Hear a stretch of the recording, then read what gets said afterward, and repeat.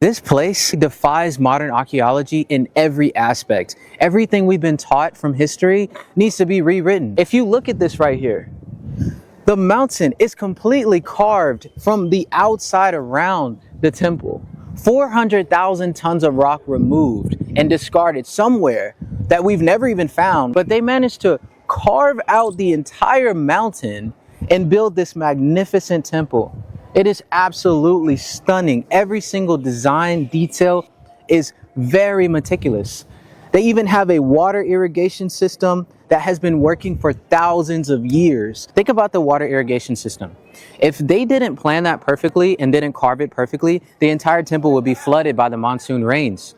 They have acoustics in here that when you go,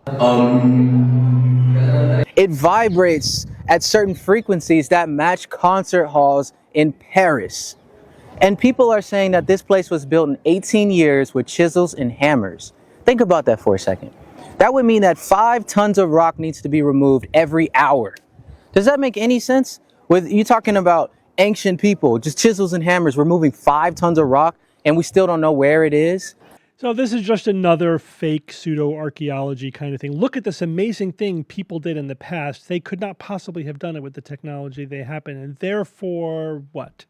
Therefore, what are you actually specifically claiming, or are you just asking questions? So this is the thing is, you say this defies archaeology. It doesn't defy archaeology. Archaeologists are all over this. It does not make us have to reconsider everything you were taught about history. It fits quite nicely into what we know about human history and archaeology. So the important thing to note first is that this is not a one-off, right? This isn't the only temple that was carved this way. Essentially, you don't build it up out of bricks, you carve down out of stone.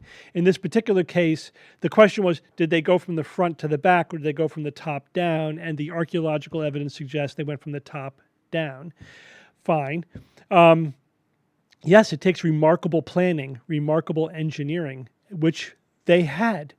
We actually had pretty advanced engineering in the ancient world. The Romans, for example, were famously fantastic engineers, but it wasn't just them. The same thing was true in India and China and other ancient civilizations. And yes, hammer and chisel, sure, get enough people working enough hours, and yes, you can do those amazing feats. You can build the pyramids with just people. You can build these kind of temples with hammers and chisels if you have enough people working for 18 years on the project. Actually, that figure is not universally accepted. It's still not exactly sure, because there's no dedication, like nobody chiseled on this temple. This was constructed by this person in this year.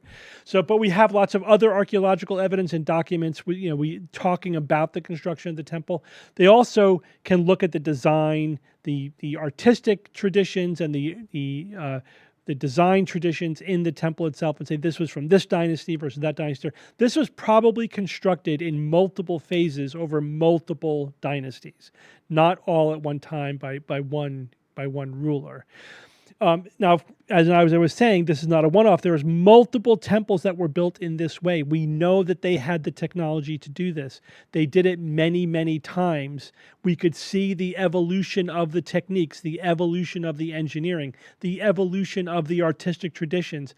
There is a vast archaeological record that this is part of. It's not just this one thing that we have no idea. Nothing was ever done like this before.